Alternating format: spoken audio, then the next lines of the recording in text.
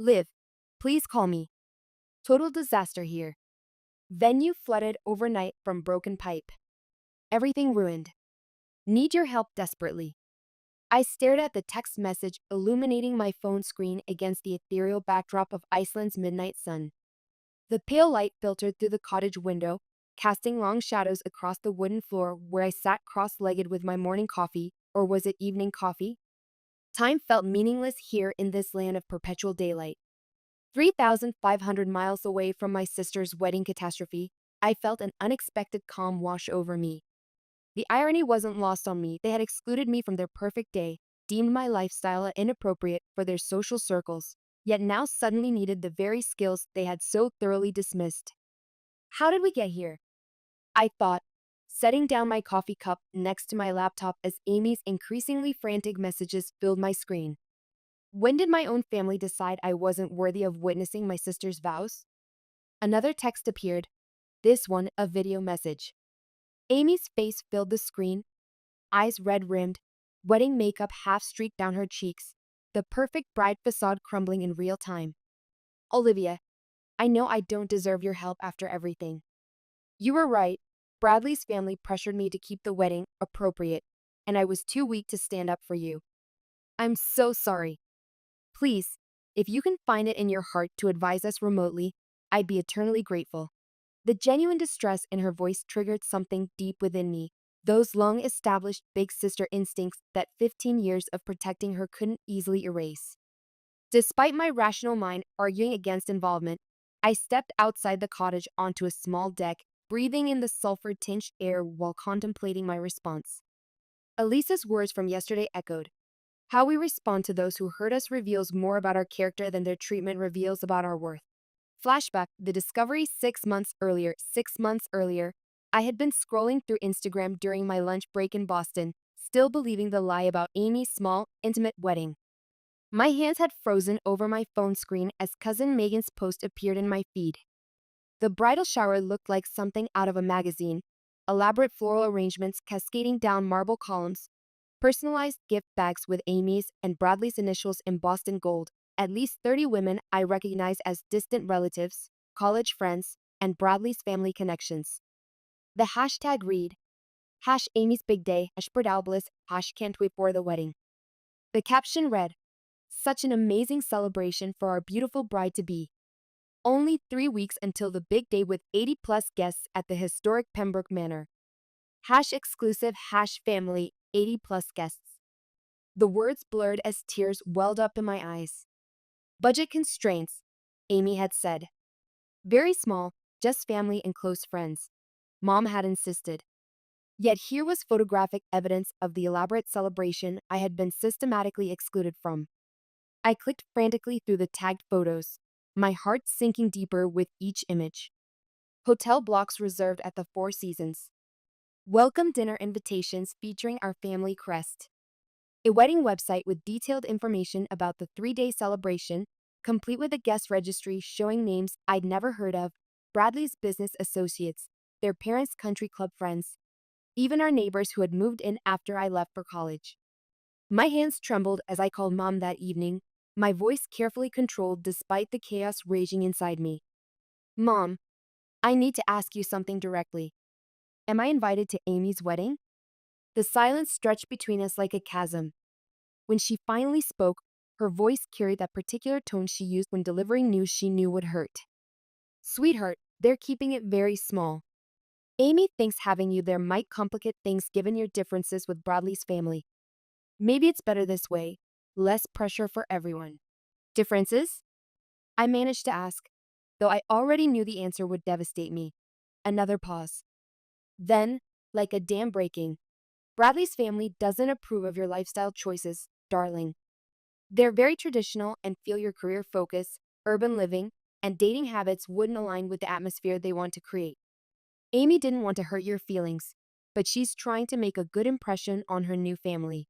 The words echoed in my empty Boston apartment long after I hung up, each syllable confirming my deepest fear, that my own family had deemed me unworthy of inclusion on one of their most important days, offering me up as a sacrificial lamb to appease my sister's future in-laws and their antiquated values.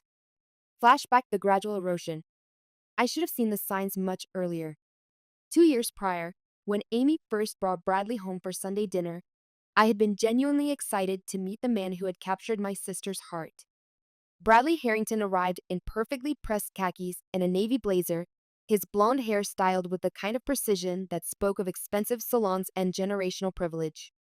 His smile was warm enough, his handshake firm, but there was something in his eyes, a calculating quality that assessed and categorized everything he encountered. "So, Olivia," he had said over Mom's pot roast, "Amy tells me you're in event planning. That must be interesting work." The pause before interesting should have warned me. "I specialize in high-end corporate events and celebrity weddings," I replied, pride evident in my voice. "Actually, I just finished planning the Anderson Pierce wedding that was featured in Vogue." "Ah yes, the wedding industry." Bradley set down his fork with deliberate precision. "It's certainly trendy right now, isn't it? Though I imagine it's quite unpredictable, feast or famine type of work. Have you considered transitioning into something more stable? Something with better long-term prospects?" Amy laughed, actually laughed, at his condescending assessment of my career. "Bradley's family is very practical about these things," she said, as if apologizing for me. "His father always says you need to think about sustainability in whatever field you choose." I felt my parents' eyes on me, waiting for my response. Dad cleared his throat uncomfortably while Mom began collecting plates with unnecessary vigor. "I've been quite successful actually," I said evenly. "My client list is booked solid for the next 18 months, and I was recently featured in Business Insider's 30 Under 30 Entrepreneurs to Watch." "Oh, that's wonderful, dear." Bradley's mother, Charlotte, chimed in when she arrived for dessert. "But tell me, when do you think you'll settle down? Start focusing on building a real family life? All that career ambition is admirable for a young woman, but surely you must want something more traditional." Eventually, the conversation continued around me as if I had become invisible.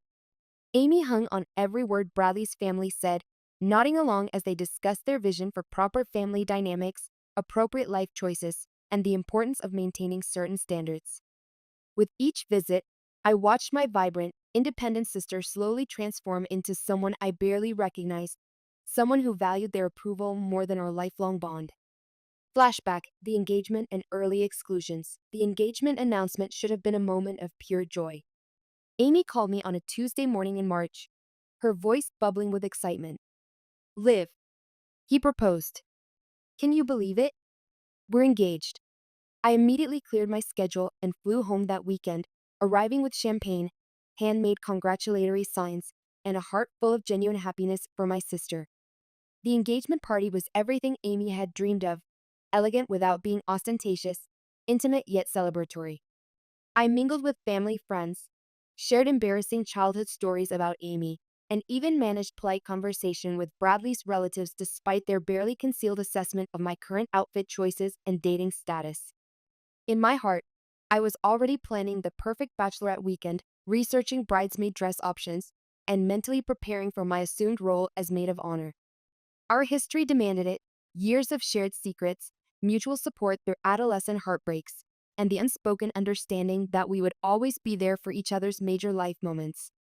That assumption crumbled exactly 1 month later during Sunday brunch at our parents' house. "Actually," Amy announced nervously after we'd finished discussing flower arrangements, "I've asked Megan to be my maid of honor." The words hit me like a physical blow, but I maintained my supportive smile while something fundamental cracked inside my chest. Megan, our cousin who lived 3 states away, who had missed half our family gatherings in the past 5 years, who Amy texted maybe twice a year. That's, that's wonderful," I managed to say. "I'm sure she'll do an amazing job." Amy's relief was palpable. "I knew you'd understand. Your work schedule is so unpredictable, and the planning responsibilities would be overwhelming for someone with your commitments. But I was hoping you could help with some of the logistics. You know, use your professional expertise to make sure everything runs smoothly."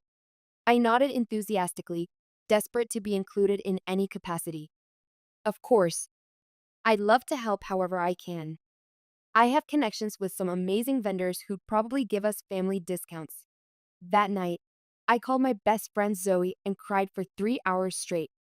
She basically demoted you to wedding coordinator while giving your cousin the honor that should have been yours, Zoe said bluntly. This isn't about your schedule, Liv. Something else is going on here. But I convinced myself that being involved in any capacity was enough. I threw myself into research, compiling lists of vendors, venue options, and creative ideas that could make Amy's day truly special. I told myself that my professional expertise was more valuable than a title, that being useful was better than being honored. Little did I know this was just the first step in a systematic exclusion that would ultimately lead me to stand alone on an Icelandic glacier while my sister's carefully constructed wedding day crumbled from across the ocean. Flashback: the wedding planning meetings. 6 months before the wedding date, the exclusions became more obvious. Our parents hosted a Sunday brunch specifically to discuss wedding details.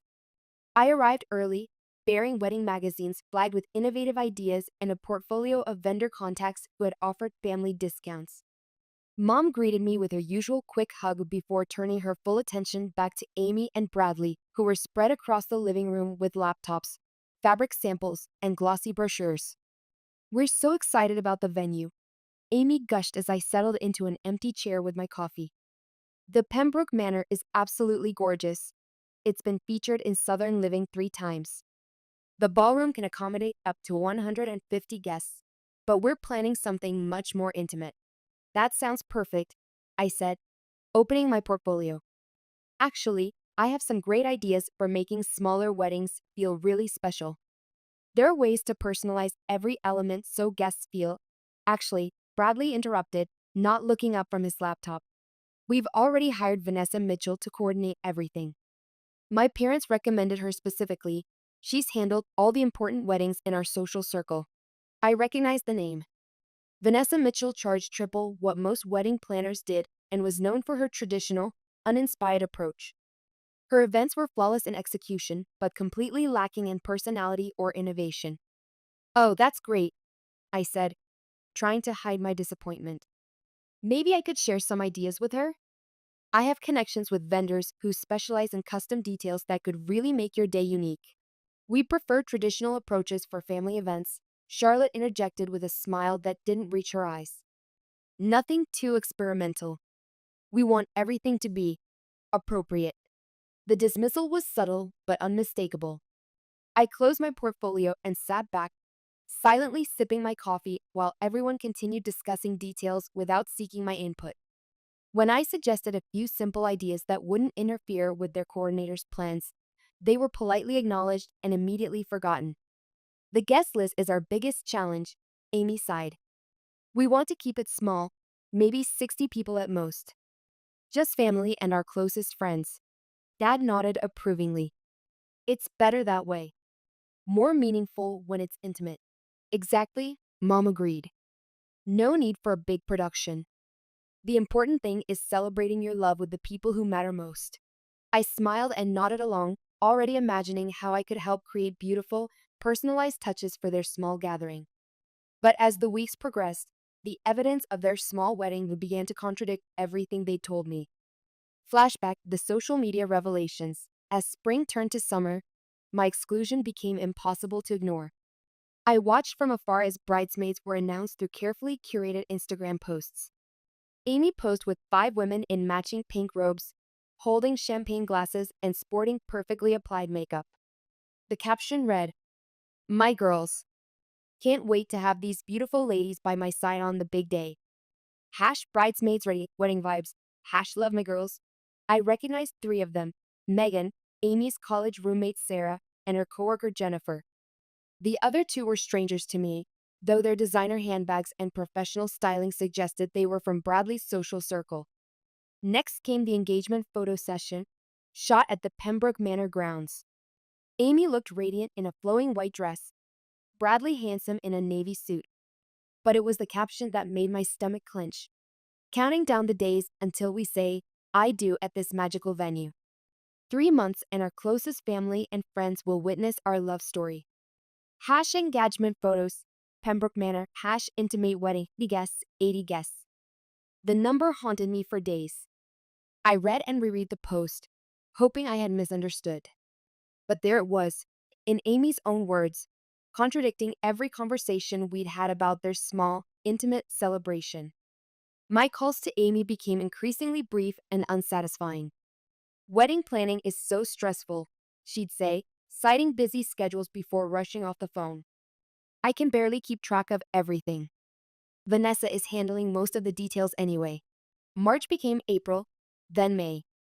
While other family members began mentioning travel arrangements and outfit selections, no invitation appeared in my mailbox. The gnawing anxiety grew stronger each day until I finally gathered the courage to text Amy directly. Hey sis, just wondering if I should book flights for the big day. Haven't received any details yet. Her response came hours later. Still finalizing some things. Venue has limited capacity and we're struggling with budget constraints. We'll let you know soon. The vague answer fed my growing unease. Bradley's family owned investment properties throughout New England. Budget constraints seemed highly unlikely for a family that had spent more on their engagement party than most people spend on their weddings. The painful truth, a week later, I finally confronted Mom directly. Mom, I need to know. Am I invited to Amy's wedding? The silence stretched between us, filled with everything she couldn't bring herself to say. When she finally spoke, her voice carried the weight of a mother who knew she was failing one daughter to protect another. Sweetheart, they're keeping it very small. Amy thinks having you there might complicate things given your differences with Bradley's family. Maybe it's better this way, less pressure for everyone. What differences? I asked, though I dreaded the answer. Another painful pause. Then the truth, delivered like a diagnosis. Bradley's family doesn't approve of your lifestyle choices, darling. They're very traditional and feel your career focus, urban living, and dating habits wouldn't align with the atmosphere they want to create. Amy didn't want to hurt your feelings, but she's trying to make a good impression on her new family. I listened to Mom's explanation in stunned silence, each word confirming what I feared but refused to acknowledge. My own family had sacrificed my inclusion to appease people who found my very existence problematic. I was being punished for building a successful career, for living independently, for making choices that didn't conform to their narrow definition of acceptable womanhood. I understand, I said finally, throat tight with unshed tears. Of course, I get it. No problem at all. But it was a problem.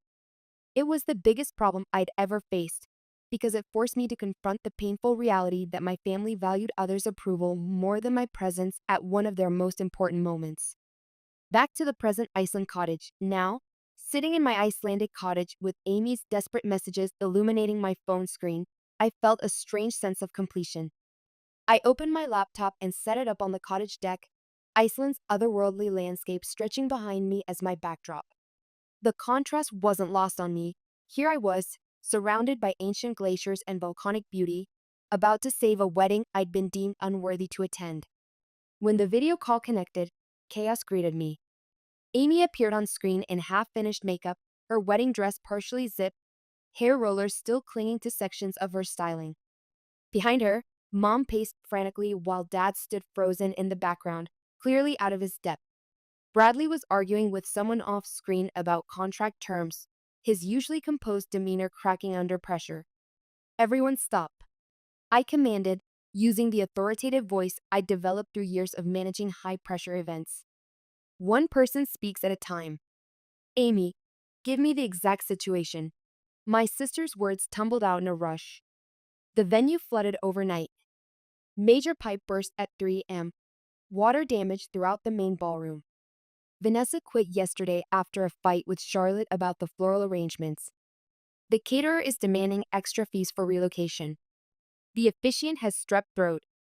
Everything's falling apart, Liv. I don't know what to do. As Amy outlined the compounding disasters, I opened my professional contact list and began working while listening, my fingers flying across the keyboard as I sent rapid-fire messages to colleagues in Boston who owed me favors. First problem: venue. Call Westbrook Gardens immediately. The owner, Janet, is a client of mine. Tell her you're my sister and need emergency relocation for today. She mentions a couple cancellation yesterday due to rain concerns. She'll have the space available. While Amy frantically dialed, I continued strategizing. For catering, contact Maxwell's Premier. Ask for Tony directly, mention my name, and offer 15% above their normal rate for immediate service. They can mobilize a team within 4 hours for the right price. The officiant problem required more creativity. Bradley, your uncle is a judge, correct? He has legal authority to perform the ceremony. Have your father call him immediately. As I dispatched solutions from across the ocean, sipping Icelandic tea while a distant geothermal vent released steam behind me, I noticed Bradley's parents hovering at the edge of the video frame. Their expressions shifted visibly from disdain to reluctant appreciation as I efficiently untangled their catastrophe. Charlotte Harrington herself finally addressed me directly for the first time in 2 years. I must say, Olivia, you're handling this with remarkable competence. The backhanded compliment almost made me laugh. This is literally my profession, Mrs. Harrington, the one you considered inappropriate for someone associated with your family. The slight flinch in her perfectly Botox forehead provided a moment of quiet satisfaction before I returned to the logistics at hand. The salvation continues. For the next 3 hours, I orchestrated the most complex event rescue of my career. I called in every favor, leveraged every professional relationship, and utilized every contact in my network. Janet from Westbrook Gardens didn't just offer the venue, she provided her entire on-call staff to handle setup. Tony from Maxwell's Premier not only agreed to cater, but offered to coordinate with the florist to repurpose arrangements from another event ending that morning. Through my laptop screen, I watched the initial panic transform into cautious optimism. My professional network rose to the occasion with remarkable efficiency, proving just how substantial my industry connections truly were. Vendors who typically required weeks of advance notice were moving mountains to accommodate my sister's emergency. I can't believe how many people are dropping everything to help you, Amy marveled as confirmations flooded in. I had no idea your network was so extensive. Your sister has an impeccable reputation in this industry, Bradley said, his tone newly respectful. Everyone we've called knows her personally and speaks very highly of her work. I noticed how his parents' demeanor had shifted as well. The same woman who had suggested my career was merely a phase was now taking notes as I coordinated with suppliers she'd never heard of, solving problems with a level of expertise that clearly exceeded their expectations. When Janet sent photos of her staff already setting up the new venue, a garden estate arguably more beautiful than the original location, Amy burst into tears. These weren't tears of despair, but relief so profound it seemed to come from her very soul. Liv, I can't believe you're doing this for us, she said, her voice breaking. After everything. After how we treated you. We're not having that conversation now, I replied firmly. Right now, we focus on getting you married. Personal discussions come later. As vendors confirmed and solutions materialized, I created a revised timeline that would salvage all the essential elements while necessarily simplifying others. The day wouldn't be the elaborate production Amy had originally planned, but it would be beautiful, meaningful, and most importantly, it would happen. By mid-afternoon Icelandic time, with the Boston wedding now just hours away, the crisis had been largely averted. The ceremony would proceed at Westbrook Gardens. Catering was confirmed with an adjusted but elegant menu. Bradley's uncle had agreed to officiate, and the floral arrangements were being transported from the canceled event. I think we actually did it, Amy said, disbelief evident in her voice. You actually saved our wedding. Before ending the call, Amy asked everyone to leave her alone with me virtually. When we were finally in private, my sister's careful facade crumbled completely. I've been horrible to you, Liv. I let Bradley's family dictate who should be at my wedding, excluded my own sister to impress people who will never truly care about me the way you do. Can you ever forgive me? The reckoning, the question hung between us, spanning oceans and time zones, weighted with years of complicated family dynamics. Amy, I said carefully, I helped today because I love you. But helping you doesn't erase what happened. You chose their approval over our relationship, and that betrayal cut deeper than anything I've ever experienced. Tears flowed freely down her face, smearing her partially applied makeup. I know. I was weak. I wanted so badly to fit into Bradley's world, to be the perfect daughter-in-law, that I forgot what really mattered. I forgot you. It wasn't just about forgetting me, I continued, my voice steady despite the emotion underlying my words. You actively participated in my exclusion.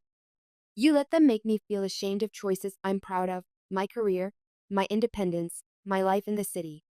You stood by while they treated me like I was somehow defective. You're right. God, you're so right. I became someone I don't even recognize. I was so desperate for their acceptance that I was willing to sacrifice yours. I looked at her through the screen, really looked at her. Despite the wedding chaos, despite the tear-streaked makeup, I could see glimpses of the sister I once knew. The vulnerable girl who used to crawl into my bed during thunderstorms, who trusted me with her deepest secrets, who once defended me fiercely against anyone who dared criticize me. I'm working on forgiveness, I said honestly. But Amy, you need to understand something. Trust isn't rebuilt in a single conversation. You made choices that showed me where I rank in your priorities. That doesn't disappear just because your wedding almost fell apart. She nodded, still crying. I know. I just hope. I hope this can be a beginning. A chance to prove that I can be the sister you deserve. We'll see, I replied. But right now, you need to get ready. Your wedding starts in 3 hours, and despite everything, you should look beautiful for the man you love. Amy's face brightened slightly through her tears. Liv, Iceland looks incredible on you.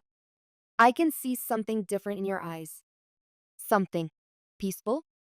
Flashback the decision to go to Iceland. She was right. Iceland had changed me fundamentally. The idea had germinated during one of my darkest moments, about a month after learning the truth about my exclusion. I'd spent weeks in a fog of hurt and anger, my usually meticulous work suffering as I struggled to focus. Friends noticed my withdrawal, with Zoe finally staging an intervention dinner at my apartment. You need to do something radical, she'd said, pouring wine with the determination of someone on a mission. This brooding isn't healthy. You're disappearing into yourself. Marcus, my colleague and close friend, had been even more direct. Take a sabbatical. Go somewhere completely unexpected. Shock your system out of this spiral. That night, unable to sleep, I found myself Googling travel destinations at 3 a.m. The algorithm served me images of Iceland's otherworldly landscapes, massive waterfalls cascading into volcanic canyons, black sand beaches stretching toward impossible horizons, the promise of northern lights dancing across summer skies. Something about those empty, beautiful spaces called to my wounded spirit. Go somewhere that makes family drama seem small. My therapist, Dr. Marshall, had suggested during our session that week. What could make human problems feel more insignificant than standing before nature's raw power? The idea took root, growing stronger each day. I researched flights, accommodations, and tour options with the same meticulous attention I applied to client events. I told no one about my plans, quietly requesting time off work and arranging for colleagues to cover my ongoing projects.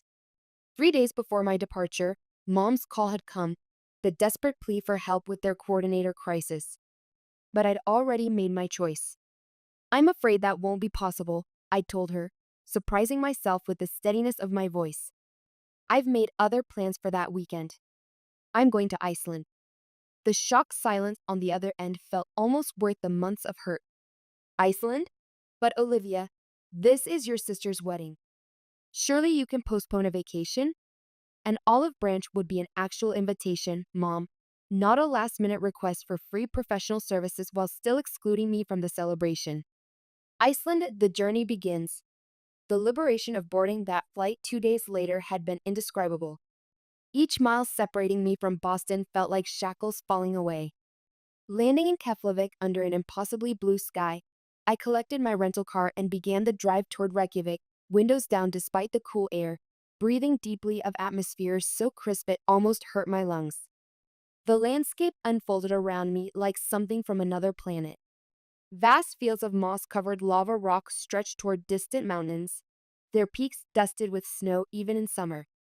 Occasional sheep dotted the hillsides like tiny cloud puffs, and everywhere I looked, water seemed to be in motion, streams, waterfalls, geysers releasing steam into the pristine air. My guest house in Reykjavik welcomed me with Scandinavian simplicity. Christian, the owner, greeted me with homemade bread and recommendations for local experiences away from tourist crowds. "You're traveling alone?" he asked in accented English, examining my single bag. "Yes," I replied, the word carrying more weight than he could know. "Good," he said with approval. Iceland reveals herself differently to those who come without companions. She speaks more honestly to the solitary heart. That first evening, still adjusting to the disorienting midnight sun that painted everything in perpetual golden hour light, I joined a group dinner where fellow travelers shared their stories over Arctic char and roasted vegetables. Among them was Elisa, a 34-year-old local guide with intricate tattoos circling both wrists and a laugh that seemed to emerge from somewhere ancient and knowing. "You're here for the full experience?" she asked, pouring me more of the local Brennivan spirit that tasted like liquid fire in herbs. When I nodded, she continued, "Good. Too many visitors see only the postcard version of Iceland. They take photos at the famous waterfalls, check the northern lights off their bucket list, and leave without understanding what this place really offers." Learning I had 5 days in her country, Elisa offered to show me places most Americans never see, an invitation I gratefully accepted, sensing she understood something about solitary journeys that I desperately needed to learn. Iceland, the Valley of Thor. The following morning, Elisa arrived in a rugged jeep that looked capable of conquering any terrain. "Today we visit Arisamerk," she announced, tossing my small suitcase in the back with instructions to bring only essentials. The Valley of Thor. It's a place that demands you leave everything else behind. As we left the city, crossing rivers and navigating rocky paths that barely qualified as roads, Elisa shared pieces of her own story. Her decision to become a wilderness guide instead of joining her father's fishing business had created a rift that took years to heal. "Sometimes the hardest thing," she observed as we bounced across a particularly rough section, "is staying true to yourself when those who should support you most try to reshape you into their idea of who you should be." Her words resonated through my chest like a bass drum I could feel but not hear. For the first time in months, I felt truly understood by someone who knew nothing about my family drama, but everything about choosing an unconventional path.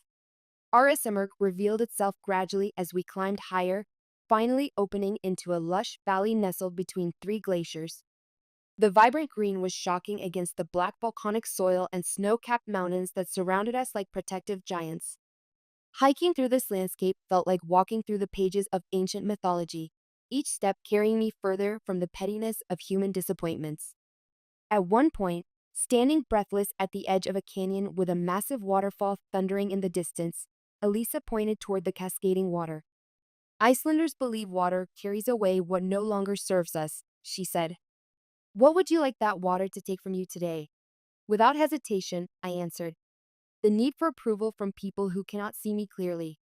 She nodded approvingly, as if I'd passed some unspoken test, before leading me closer to the thundering water where the constant mist created perfect rainbows in the eternal sunlight. That evening, we joined three other travelers at a remote cabin where Elisa prepared traditional Icelandic lamb soup while northern winds rattled the windows. Sophie from Canada, Miguel from Spain, and Jens from Germany each shared stories of family expectations and the freedom found in distance. Miguel especially understood my situation. He'd been excluded from his brother's wedding after coming out 2 years earlier. "Family thinks they reject parts of us they don't understand," he reflected, firelight dancing across his angular face. "But they really reject parts of themselves they fear." Under a sky that never fully darkened, our conversation continued until dawn, strangers becoming confidants through shared vulnerability and the peculiar intimacy that travel creates between souls seeking similar truths. Iceland, the glacier. My third day brought the most transformative experience yet. A hike across Slamical Glacier, with Elisa leading the way and crampons strapped to our boots, ice axes in hand like medieval weapons against the ancient ice. The glacier stretched before us like a frozen river, its surface scarred by crevasses that revealed brilliant blue depths where centuries of compressed time lay waiting. "Ice remembers everything," Elisa explained as we picked our way across the shifting surface, pointing to sediment layers visible in the glacier's walls. "It holds the past but keeps moving forward, always changing shape. It never stays the same, but it never forgets where it came from." Standing small against that massive flowing ice river, my family drama suddenly seemed microscopic, a momentary blip in the vast timeline of geological existence. The glacier had been here for thousands of years, shaping the landscape with patient persistence, caring nothing for human squabbles and social hierarchies. At one point, Elisa called for a rest near a particularly deep crevasse. We sat on the ice, sharing thermoses of coffee while the glacier groaned and shifted beneath us with sounds like whale songs translated through frozen water. "Tell me about home," she said quietly. I found myself explaining the whole situation: Amy's engagement, the gradual exclusions, the lie about the small wedding, the brutal truth about why I wasn't wanted. Elisa listened without interruption, her dark eyes reflecting understanding that went beyond words. "In Iceland, we have a saying," she finally said. "Al reddest, it will work out. But not in the way you expect, and not when you want it to. The ice teaches us this. It moves so slowly you cannot see the change, yet it carves valleys, creates lakes, reshapes entire landscapes. Transformation takes time, and it often requires us to become something harder before we can flow again." That evening, we drove to a location far from any artificial light, bundled in thermal layers despite the summer season. If we're lucky, Elisa promised, checking her phone for aurora forecasts. The lights might dance for us even in June. Summer auroras are rare, but more precious for their scarcity. Fortune smiled as faint green wisps gradually strengthened across the northern sky, undulating like silk curtains hung by gods. I watched in awestruck silence as the lights pulsed and swirled above us, their ghostly dance both humbling and healing. Tears froze on my cheeks, but I didn't wipe them away. They felt like a baptism in the cosmic display. Under those dancing lights, surrounded by new friends who accepted me without conditions or expectations, I felt something long constricted in my chest finally release. The universe was too vast, too wondrous for me to remain small beneath human rejection. My worth wasn't determined by guest lists or family approval. It existed independently, like the northern lights themselves, beautiful whether witnessed or not. "Tomorrow is your sister's wedding," Elisa noted softly as the lights gradually faded back to whispers. "How do you feel about that now?" I considered the question seriously, searching my heart for honest answers. Like I'm exactly where I need to be. Back to present, the wedding day crisis.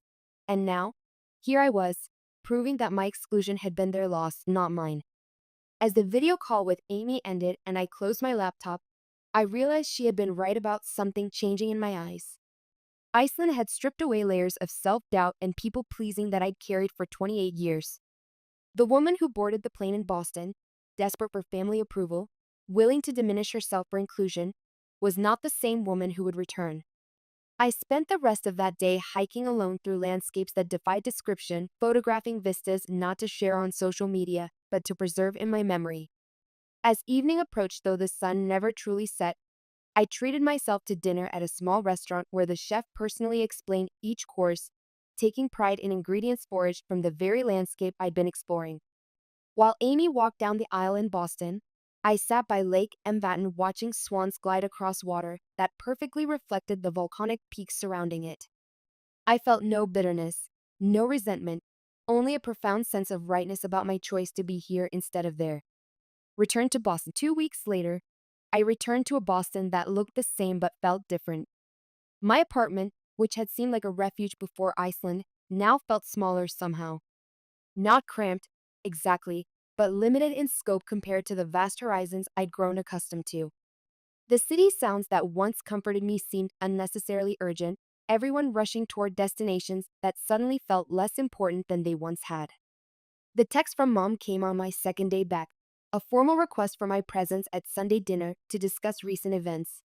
The wording was uncharacteristically careful, signaling the importance they attached to this gathering. Despite my instinct to decline, Dr. Marshall encouraged me to attend with my newly established boundaries intact. "You've changed through this experience," she reminded me during our session. "Now is your opportunity to demonstrate that change, not to them, but to yourself." Arriving at my parents' Connecticut home exactly on time rather than my usual 15 minutes early felt like a small but significant rebellion. I noted 4 cars in the driveway. Mom, Dad, Amy, and Bradley were all present. The knowledge that I would face the complete assembly of those who had excluded me sent adrenaline coursing through my system. But something else accompanied it now, a steadying confidence born from standing alone on Icelandic cliffs and surviving. Mom opened the door with nervous energy, her typical quick hug replaced by an awkward hovering as if unsure of her welcome in my space. I moved past her with calm purpose, entering the living room where everyone waited in uncomfortable silence. Dad stood immediately, uncertainty etched across his usually confident features, while Amy and Bradley remained seated on the sofa with hands tightly clasped. The body language in the room spoke volumes. They had clearly discussed strategy, practiced talking points, prepared for this confrontation. Olivia, my father began, using my full name as he did in serious moments. We're very glad you came. The implied surprise that I would actually show up spoke volumes about how they viewed my legitimate hurt as petulance rather than justified response to genuine betrayal. The family confrontation, in earlier times, I might have immediately worked to ease their discomfort. Iceland transformed. Olivia instead took the armchair facing everyone, set down her purse with deliberate movements, and waited. The silence stretched uncomfortably until Mom attempted her standard deflection. Well, this has all been quite dramatic, hasn't it? But family is family, and we should put these little misunderstandings behind us. The dismissive characterization of my systematic exclusion as a little misunderstanding might once have made me question my own perceptions. Now it merely confirmed how necessary my emotional distance had become. This wasn't a misunderstanding, Mom, I stated calmly. You all made deliberate choices to exclude me from a significant family event, then lied about the reasons. I'd appreciate it if we could at least acknowledge that reality before attempting to move forward. My directness visibly startled them, particularly my father, whose discomfort with emotional confrontation had always been pronounced. Amy shifted uncomfortably beside Bradley, who seemed to be seeing me clearly for the first time. Amy spoke next, her voice small but determined. Olivia's right. We need to be honest about what happened. She turned toward me, shoulders squared despite her evident anxiety. I allowed Bradley's family to influence who should be included in my wedding because I was desperate for their approval. I prioritized their judgment over our relationship, and I justified it with excuses instead of having the courage to tell you the truth. Bradley surprisingly added his own acknowledgement. My family has very traditional views about success and life choices, particularly for women. They saw your career focus and independent lifestyle as somehow threatening to their values. I should have challenged their perspective instead of enabling their judgment, especially after seeing how brilliantly you handled our wedding crisis. His admission appeared genuine, though I noted it still placed primary blame on his family rather than his own participation in my exclusion. Mom attempted to redirect with practiced skill. Well, we all make mistakes in family dynamics. Remember when Grandma excluded Aunt Sarah from that Thanksgiving after the political argument? These things happen in every family. The false equivalence and attempt to normalize serious hurt triggered the precise, measured response I'd practiced with Dr. Marshall. This wasn't a universal family experience, Mom. This was a specific choice to exclude me because my life doesn't conform to some narrow definition of acceptable womanhood. You chose their comfort over your daughter's inclusion, then misled me about the real reasons. That requires more than dismissing it as normal family drama. Dad, who had remained characteristically silent, suddenly straightened his posture. Olivia is right. His unexpected intervention silenced the room. We failed her completely. I failed you, Olivia. I stayed quiet when I should have insisted my daughter be included in her sister's wedding regardless of anyone's disapproval. My silence made me complicit. His voice broke slightly on the last word, showing emotion unprecedented from my usually stoic father. The acknowledgement created a small crack in my carefully maintained composure, but I held firm to the boundaries I'd established. The long conversation. We spent the next 2 hours in the most honest conversation our family had ever experienced. Painful truths emerged about long-established patterns of favoritism, conformity pressures, and conflict avoidance that had shaped our family dynamic for decades. I maintained clear boundaries throughout, neither accepting insufficient explanations nor allowing the discussion to devolve into unproductive guilt spirals. I need you all to understand, I said during a particularly intense moment, that what happened wasn't just about missing a party. You communicated to me that my choices, my career, My way of living somehow made me unsuitable to be seen by people you wanted to impress. That cuts to the core of who I am as a person. Amy's tears were genuine as she responded, I know. I see that now. I became so focused on being the perfect bride, the perfect daughter in law, that I forgot to be a good sister. The irony, I continued, is that the very skills you found embarrassing enough to exclude me over were the same skills that saved your wedding when everything fell apart. When Bradley mentioned his sister Catherine's upcoming engagement and her interest in having me plan the wedding, I recognized the offer as both olive branch and implicit acknowledgement of my professional value. I appreciate the consideration, I responded carefully. My schedule books months in advance, but she's welcome to contact my office formally. The subtle repositioning of our relationship from excluded family member to sought after professional whose time carried premium value wasn't lost on anyone present. Charlotte Harrington would now have to formally request services from the woman she dismissed as inappropriate for their social circle. As the conversation drew toward its natural conclusion, Amy suggested family therapy sessions, an idea so unprecedented in our conflict-avoiding household that it signaled genuine desire for change. I found individual therapy extremely valuable, I offered, meeting her halfway without overcommitting. I would consider joining family sessions if everyone participates fully. Even more surprising was my father's immediate agreement, followed reluctantly by my mother's. Private moment with Amy. Before leaving, Amy and I shared a moment alone in the kitchen. The familiar setting, the same counter where we'd done homework together, the breakfast nook where we'd shared countless bowls of cereal before school, highlighted how much had changed between us. I found your travel photos on Instagram, she admitted quietly. Iceland looks incredible. Those northern lights, did they really look like that in person? The simple question opened a brief connection around something unrelated to our conflict. Actually, they were more beautiful than any photo could capture. The lights seemed alive somehow, dancing across the sky in patterns that defied logic or description. For a flickering moment, we were just sisters again, sharing wonder about something beyond our immediate drama. Amy reached tentatively for my hand. I miss you, Liv. Not just now, but for the past couple years. I let myself become someone I don't recognize, someone who valued appearance over authenticity, approval over love. I squeezed her fingers briefly before gently withdrawing. I miss the person I thought you were too.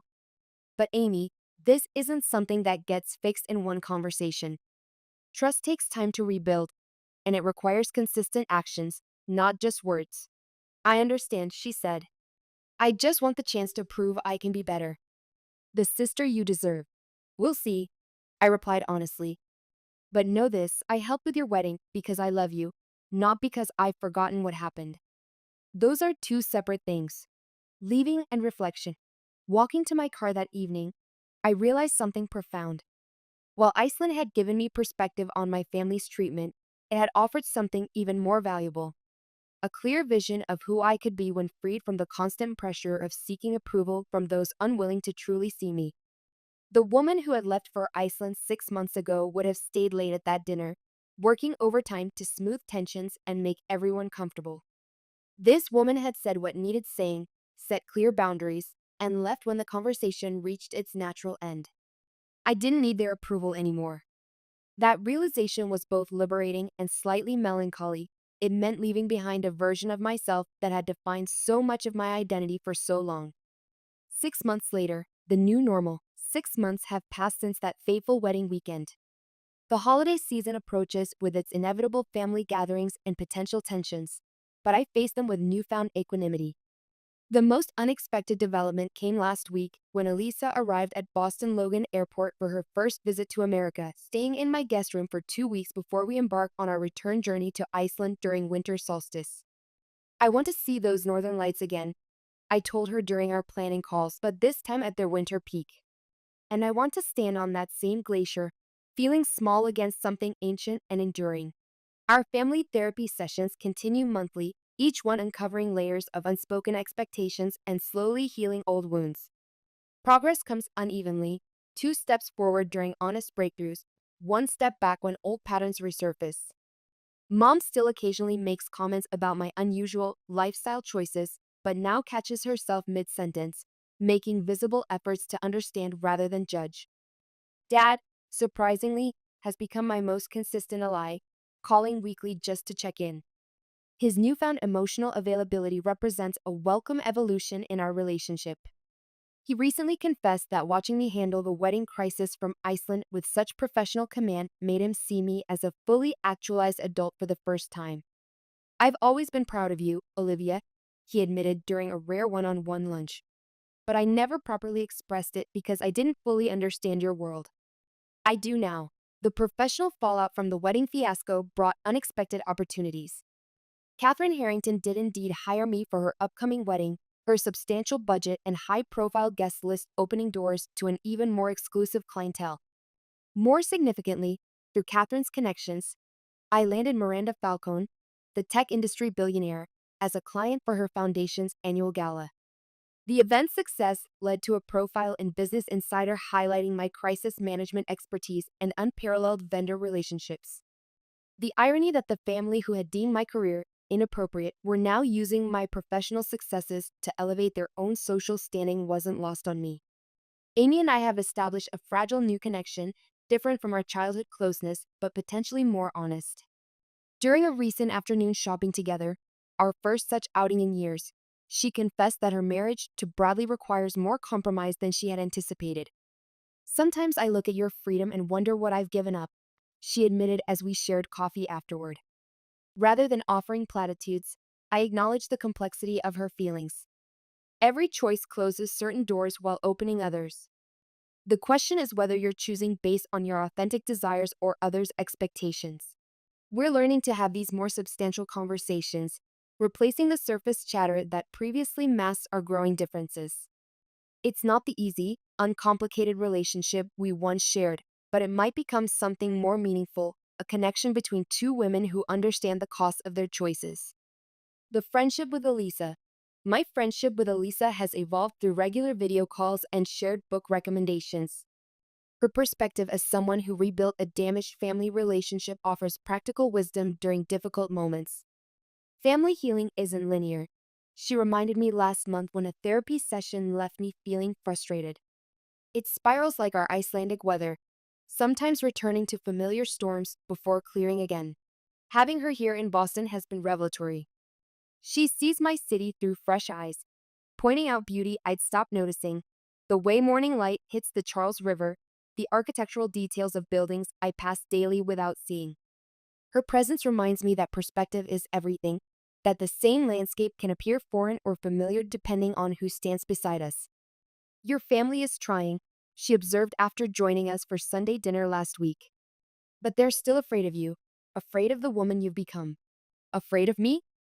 Why? Because you don't need them anymore. You've proven you can build a life, solve problems, find happiness without their approval. That's threatening to people who define themselves through control and conformity. Internal transformation. Perhaps the most profound change remains internal. The unshakable certainty that my worth exists independently from family approval or inclusion has become the bedrock of my new existence. I recently declined a family beach weekend that conflicted with a personal retreat I'd planned, something pre-Iceland Olivia would never have dared.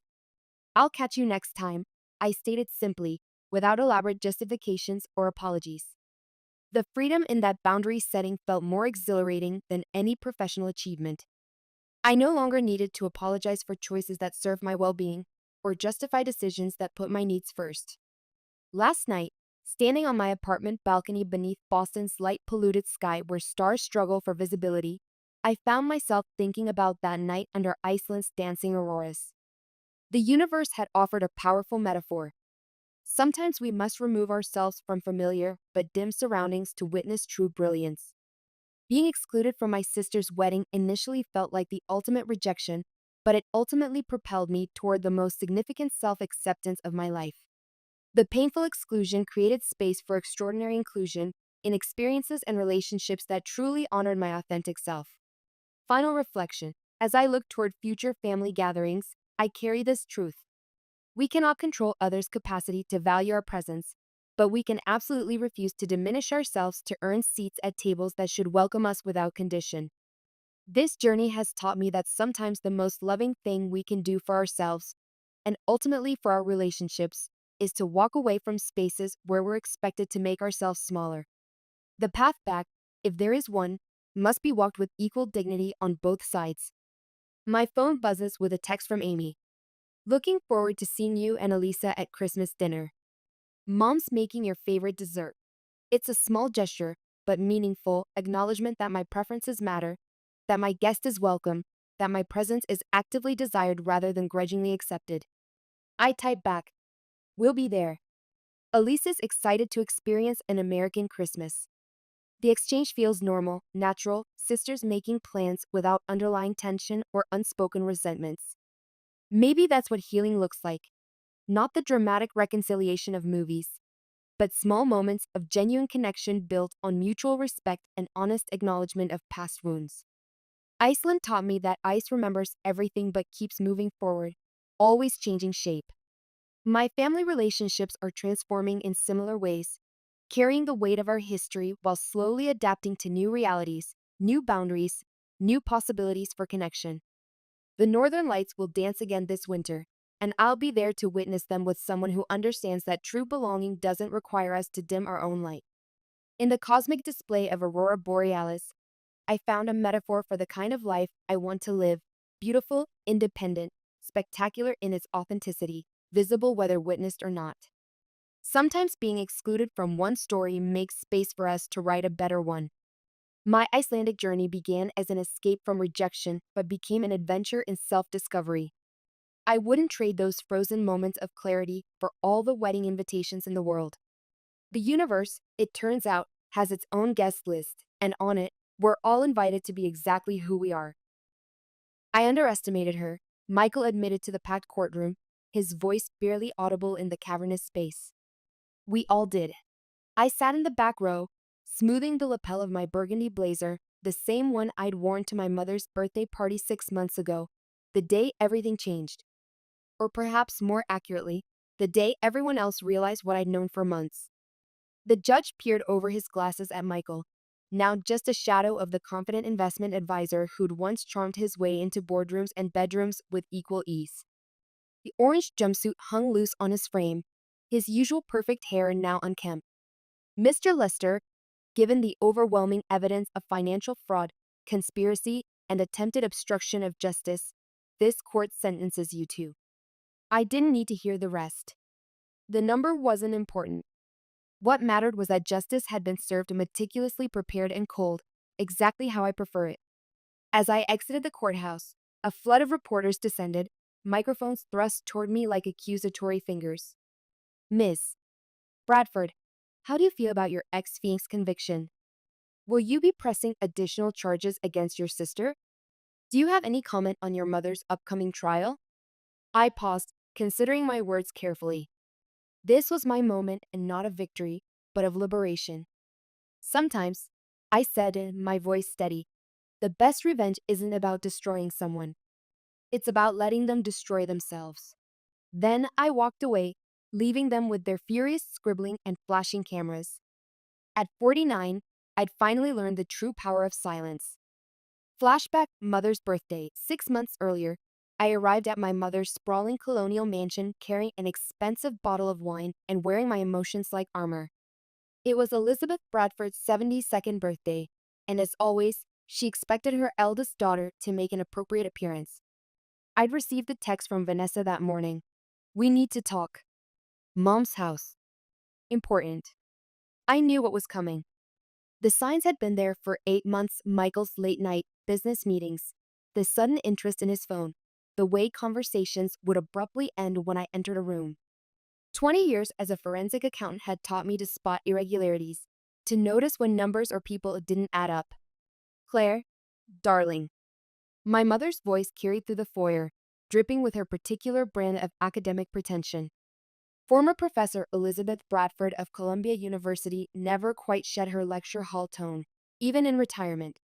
Come in, come in. Vanessa's already here. They were waiting in the formal living room, Mother standing by the fireplace, Vanessa perched on the white leather sofa.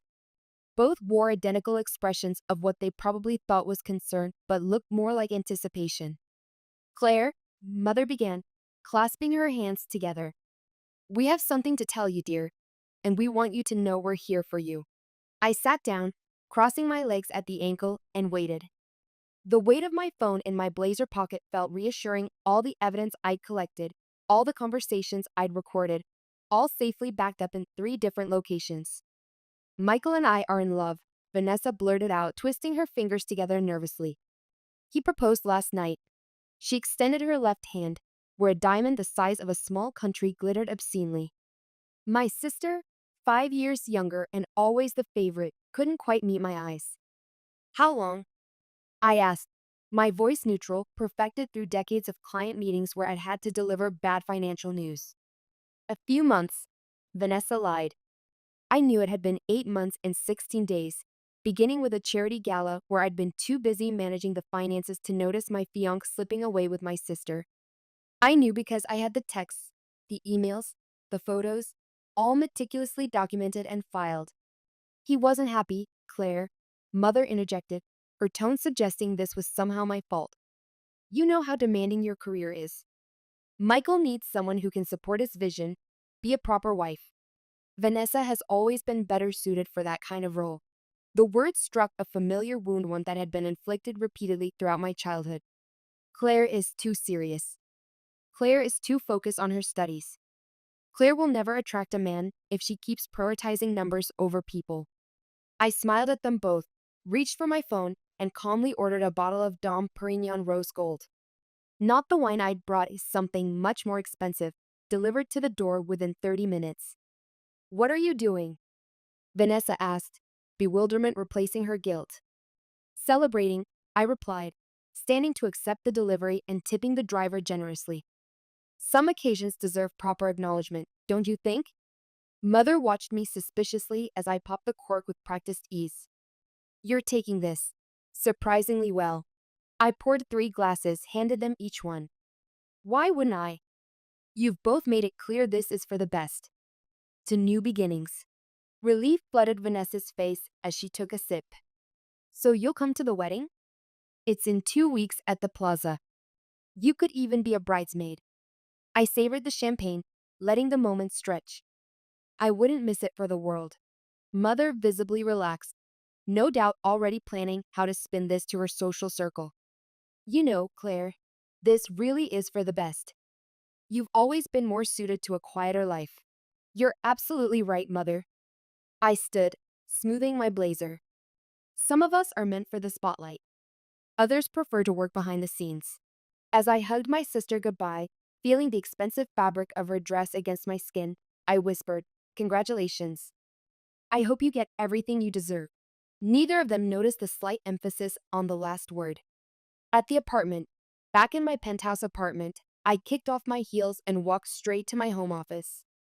The floor-to-ceiling windows offered a spectacular view of the city skyline, a view I'd earned through decades of being the quiet, reliable one who solved other people's financial messes. My hands didn't tremble until I was alone, not from grief, but from anticipation. The plan I'd been crafting for months was finally in motion. I entered the code to my safe. Inside lay the results of meticulous preparation: contracts, bank statements, recordings, and a USB drive containing enough evidence to destroy an empire. My phone buzzed with a text from Michael. "Can we talk? I never meant to hurt you." I almost laughed. Men like Michael always believed their own narratives, that their betrayals were somehow accidental, that their self-serving choices were somehow fate. Nothing to talk about. I typed back. Be happy with Vanessa. Another buzz. You're amazing, Claire. I always said you were the best of them. I smiled at the screen, thinking of the documents he'd signed just last week, believing he was buying out my share of our joint ventures. Michael always focused on the big picture, the grand vision, the impressive exterior, and routinely missed the crucial details in the fine print. Thanks, Michael, I replied. Good luck with everything. I closed the safe and walked to the windows, watching the city lights flicker to life as dusk settled. Mother always said I was too quiet, too careful, too passive. She never understood that silence could be a weapon, that patience could be a plan. The champagne had been petty, I'll admit. But after 20 years of swallowing my words, of being the dependable daughter who never caused trouble, Sometimes a woman needs to celebrate the moment her trap begins to spring. Flashback, the breaking point. 1 year earlier, I sat in my friend Sarah Wilson's kitchen, watching her pour 2 glasses of Cabernet. Sarah and I had been friends since our Columbia days, where she'd studied law while I pursued accounting. Unlike me, she'd never tried to please anyone but herself. "You're sure about what you heard?" Sarah asked, sliding a glass toward me. I nodded, pulled out my phone, and played the recording. Michael's voice filled the room, followed by my mother's unmistakable tone. "The Bradford family legacy needs someone stronger," Mother was saying. "Claire's sweet, but Vanessa has always been more suited to public life, don't you think?" "I've been thinking the same thing," Michael replied smoothly. "Claire's excellent with numbers, but she lacks that killer instinct, the drive to really make an impact." "Exactly. And you need someone who can match your ambitions. Someone like—" I stopped the recording. Sarah's face had transformed into a mask of outrage. "Those manipulative little—" She cut herself off. "How long have you been recording them?" "3 months, I replied, taking a sip of wine. "Ever since I found Michael texting Vanessa at midnight. He claimed it was about Mother's charity gala. And you're still wearing his ring because—" I twisted the 5-carat diamond engagement ring. "Because I need time to protect myself." "Good girl." Sarah reached for her phone. "I'm calling Richard. He's the best corporate attorney I know. And more importantly, he despises men like Michael." Richard Cohen arrived 40 minutes later, briefcase in hand, looking every bit the high-powered attorney in his tailored suit. He listened to the recording without comment, his expression growing harder with each word. "First things first," he said, pulling out a legal pad. "We need to separate your assets. How much has Michael invested in your joint ventures?" "Nothing," I replied with a thin smile. "He thinks he has, but I've been careful. Every investment was made with my money, through my companies." "He just signed the papers." Richard's eyebrows shot up. "Smart, but we need to make it airtight. Create some shell companies. Move your assets around. Make it impossible for him to claim any ownership." "I want more than protection," I said quietly. "I want everything." "Now you're talking," Sarah grinned. Richard leaned forward. "Tell me what you need." Over the next few hours, we crafted a plan. Shell companies, irrevocable trusts, carefully worded contracts, a maze of legal protection that would become a trap. "The key," Richard explained, "is to let him think he's winning. Men like Michael are so convinced of their own brilliance that they never read the fine print." "I know someone else who might help," I said. "Thomas Green. Michael cut him out of a tech venture last year." "The software developer?" Richard nodded. "Good thinking. We'll need inside help." My phone buzzed with a text from Michael. "Working late. Don't wait up." I showed it to Sarah, who immediately checked social media. "Vanessa just checked in at that new rooftop bar downtown." "What a coincidence," I said dryly. "Are you okay?" Sarah touched my arm gently. I stood, walking to her window. Outside, the city was alive with possibility. "I'm tired of being okay. I'm tired of being the understanding one, the reasonable one. I'm almost 50 years old, and I've spent my entire life trying to please people who see my greatest strengths as weaknesses." "Then don't," Richard said simply. "Be smarter. Be patient. Let them think you're still that person while you build your case." My phone buzzed again. This time it was Vanessa. "Lunch tomorrow? Need to discuss your wedding plans." "The audacity," Sarah muttered. I typed back, "Can't wait. Let's do lunch instead." "Perfect timing," Richard said. "I'll have the first set of papers ready by morning. We'll need documentation of every interaction." "I'll help," Sarah offered. "I can track their meetings, their social media posts, everything." I hugged them both, feeling something unfamiliar bloom in my chest, not just anger or determination, but liberation. "Thank you. I know this isn't exactly ethical," I began. Richard snorted. "They're planning to humiliate you publicly, steal your investments, and probably paint you as the villain in their love story. Ethics left the building a long time ago." "The investment trap. Baby, this could be huge," Michael exclaimed, spreading documents across our dining table. His enthusiasm was always most genuine when discussing money. A tech startup ready for acquisition. They just need capital, and we could triple our investment in 6 months. I leaned forward, examining the papers with carefully manufactured interest. It sounds amazing, but can we afford it? That's the thing, he grinned, reaching for my hand. His touch no longer sent electricity through me, only calculations. If we use some of your trust fund money. Of course, I agreed quickly. Whatever you need. Behind Michael's back, Thomas Green caught my eye and gave a subtle nod. We'd staged this meeting perfectly, Thomas playing the role of Michael's old friend with a hot investment tip. You're sure about this? Michael asked Thomas, always careful to appear diligent when other people's money was involved. It's a gold mine waiting to happen, Thomas replied smoothly. But we need to move fast. Other investors are circling. What Michael didn't know, what he never bothered to verify, was that the startup was actually one of my shell companies, staffed with temporary employees and backed by carefully crafted financial records. The man who prided himself on his business acumen never even conducted basic due diligence. I'll transfer the money tomorrow, I promised, squeezing Michael's hand in what he would interpret as adoration. Later that week, I met Thomas at a quiet bar downtown. How's our investor doing? Strutting around like he discovered electricity, Thomas smirked, accepting the envelope I slid across the table. He's already bragging to his golf buddies about his brilliant business acumen. Perfect. You know, Thomas said, pocketing his consultation fee. When you first approached me about this, I thought you were crazy. But watching Michael walk into his own trap, it's better than therapy. Speaking of traps, I checked my phone. Vanessa just posted another casual photo at his office. Third time this week. They're not exactly subtle, are they? They don't think they need to be. They believe I'm too blind to see or too weak to act. I showed him my mother's recent message. Darling, we should discuss your prenuptial agreement. Michael's making such wonderful investments. We need to protect everyone's interests. Thomas whistled low.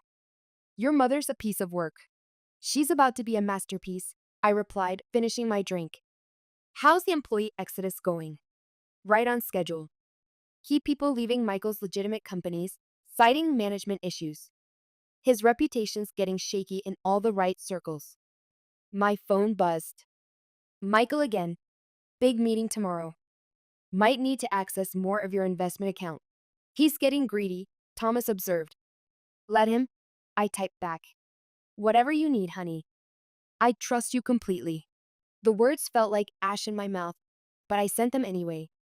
20 years as a financial fraud investigator had taught me one essential truth. The most devastating cons always rely on the victim's own greed. The engagement party. The engagement party was a masterclass in excess.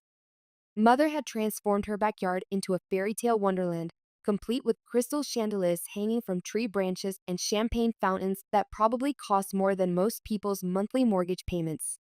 I wore burgundy and not the angry, obvious kind of red, but a deep, luxurious shade that made me look expensive and dangerous. At 49, I'd learned that subtlety makes a stronger statement than spectacle.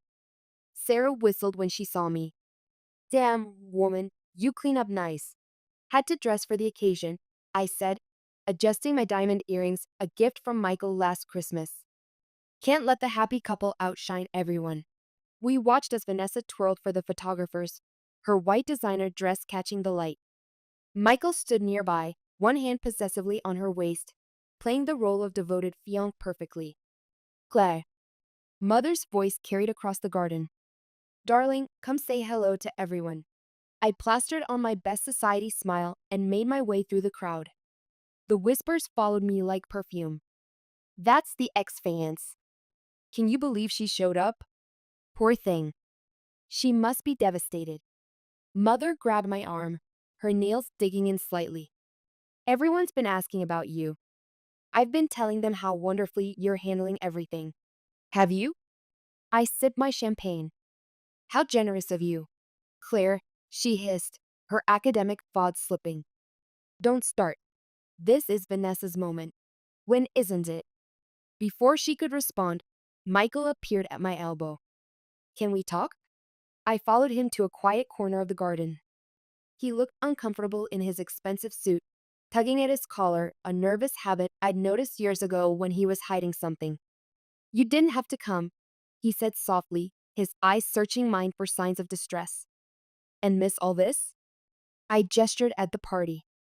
It's like a fairy tale, Michael. The handsome prince, the beautiful princess, the disposable first draft. It wasn't like that. We didn't plan, please.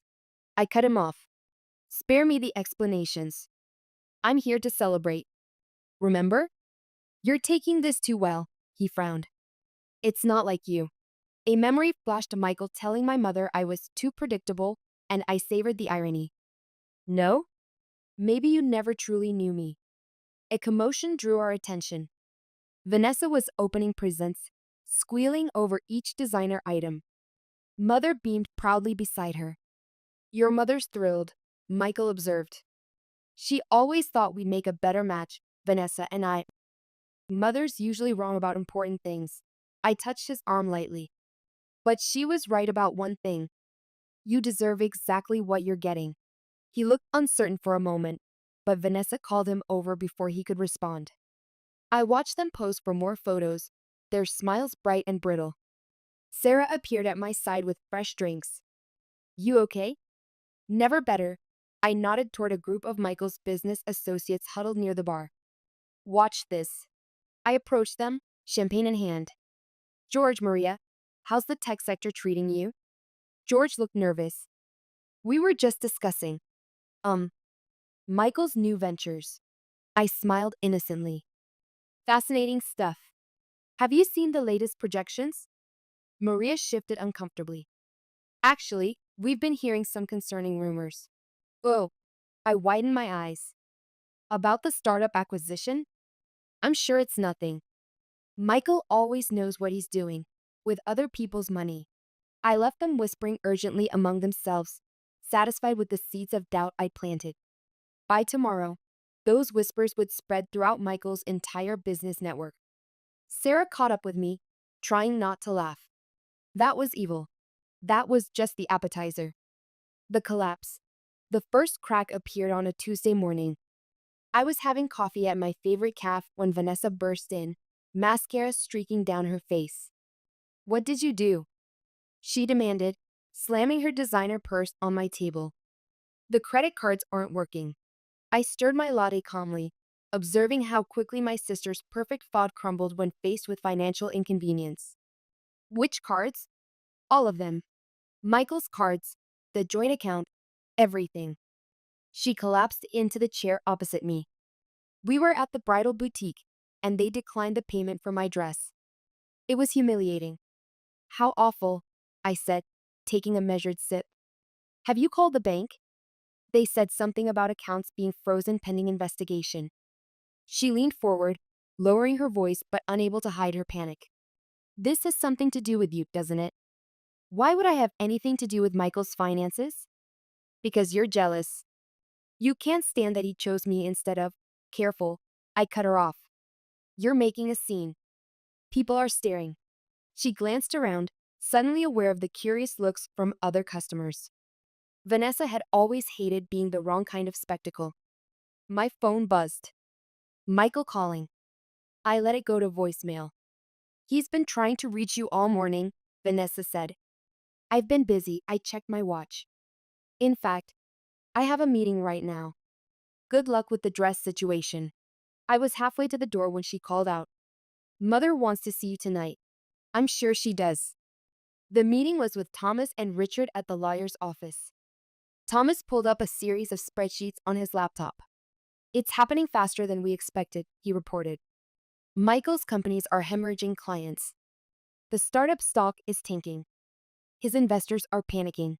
What about the employee exodus? I asked. 3 more executives resigned this morning. The press is starting to notice. Richard handed me a stack of papers. These just came in.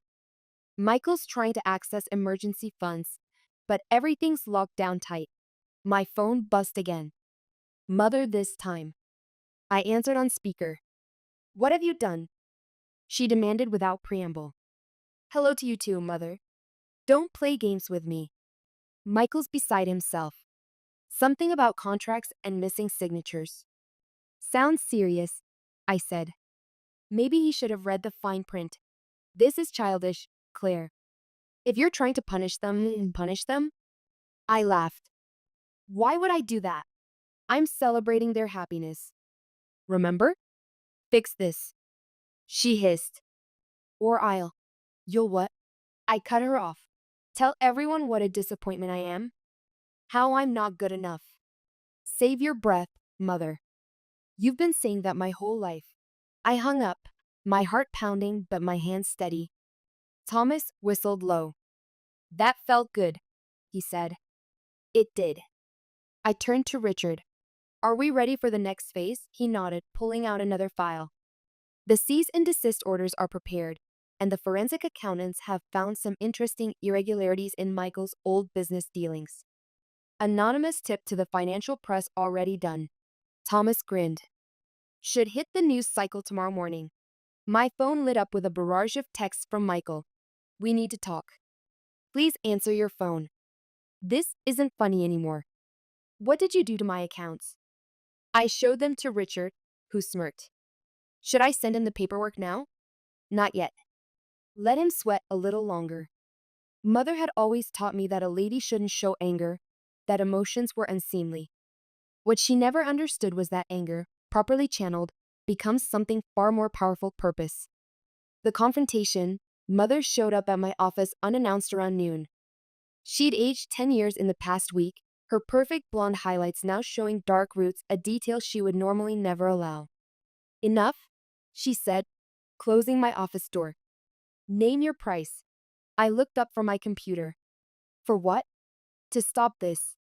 This vendetta. Whatever you want. Money, property, public apology. Just tell me. Sit down, Mother. I gestured to the chair across from my desk. Let's talk about karma. Karma? She scoffed, but took the seat. This isn't karma. This is calculated destruction, like the kind you've been inflicting on me my entire life. I pulled out my phone, played a recording. Claire's always been the weak one. Mother's voice filled the room. Thank God Vanessa has the spine to take what she wants.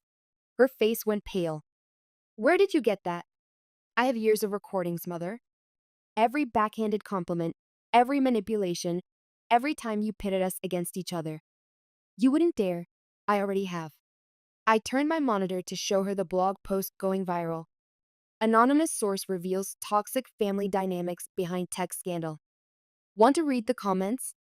Her hands shook as she reached for her phone. This will destroy us. No, I corrected. This will expose you. There's a difference. Vanessa's wedding is ruined, she said accusingly. Your sister's wedding is just like mine was supposed to be. I stood up. But don't worry. I'm sure Michael will do the right thing. He's good at that, isn't he? As if on cue, my phone buzzed with breaking news. Lester Investments CEO steps down amid fraud investigation. Mother's phone rang. Vanessa probably. She answered on speaker. Mom, Vanessa was sobbing. Michael's gone. He's not answering his phone, and his office is empty. And breathe, darling, Mother said. Where are you? At his apartment. Everything's gone. There's just a note saying he's sorry and he'll fix this somehow. And the ring is gone, too. I couldn't help but laugh. Mother shot me a venomous look. Stay there, she told Vanessa. I'm coming. She turned to me. Are you happy now? Almost. I pressed a button on my desk phone. Send them in, please. Richard walked in with 2 police officers. Mrs. Bradford, one officer said, we have some questions about your involvement in certain financial transactions. Mother's face went from pale to gray. What transactions? The ones where you helped Michael move money through offshore accounts, Richard supplied helpfully. Very illegal, by the way. I never, she started. We have the paperwork, Richard cut in. All signed by you. Remember those documents you didn't bother reading last month? The ones about Vanessa's trust fund? Mother sank deeper into the chair. You set us up. No, I corrected. I just gave you enough rope to hang yourselves. The officer stepped forward. Ma'am, we'll need you to come with us. As they let her out, my phone lit up with messages from Sarah. NG. Michael just tried to board a private jet. Police got him at the airport. Vanessa's having a meltdown on Instagram Live. I texted back. Watch the news in an hour. Right on schedule, the story broke across all major networks. Investment empire collapses. CEO arrested. Family implicated in fraud scheme. Thomas appeared in my doorway, grinning. Want to see something beautiful? He held up his tablet. The startup company's stock had flatlined. Michael's legitimate companies were declaring bankruptcy. And there, in my investment accounts, every dollar I'd ever put in was safely returned with interest. You know what the best part is? Thomas said. They're all blaming each other. Michael's telling police it was your mother's idea. Your mother's claiming Vanessa masterminded it. And Vanessa, well, she's telling anyone who will listen that she's the real victim. Perfect. I checked my watch. Time for phase 3. Already in motion. The tabloids are fighting over who gets the exclusive tell-all. For a moment, standing in my office overlooking the city, I felt a strange emptiness.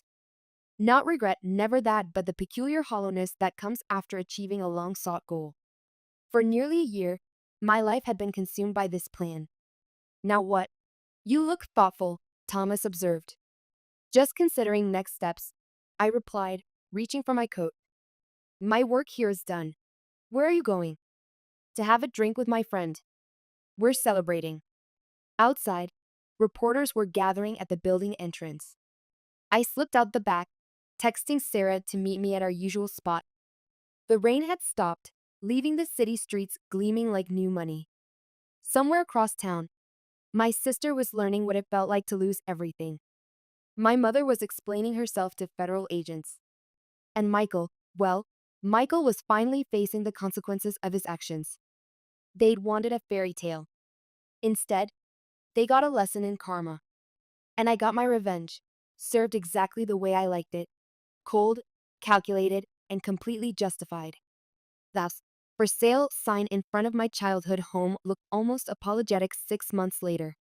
I parked in the circular driveway one last time, using the key mother's lawyers had provided to let myself in. The grand foyer echoed with emptiness.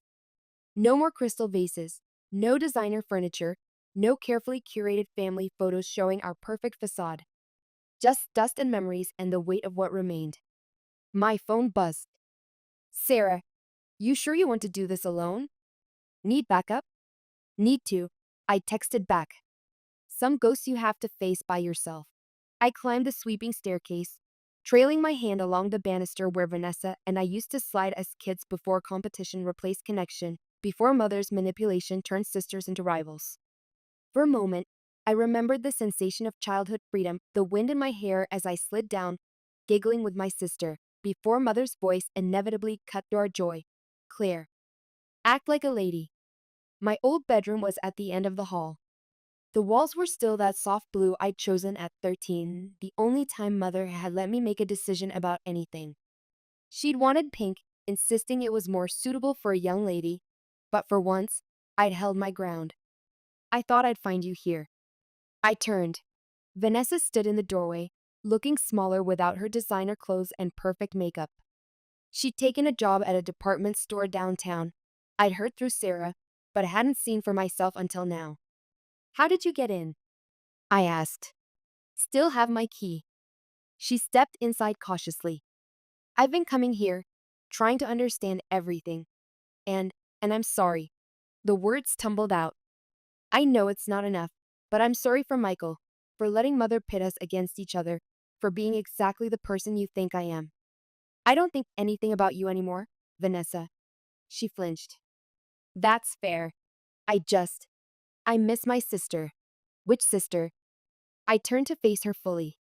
The one you betrayed, or the one you pretended didn't matter? Both. Neither. She slid down the wall to sit on the floor, her posture a far cry from the poised interior designer who'd graced society pages just months ago. I don't even know who I am without mother's voice in my head telling me I'm special, telling me I deserve everything, even if it belonged to someone else. I stayed silent, watching her struggle with truths she'd avoided her whole life. In that moment, she reminded me of myself at 20, desperate for approval, willing to bend until breaking. Did you know? She continued. At the store, people are just nice.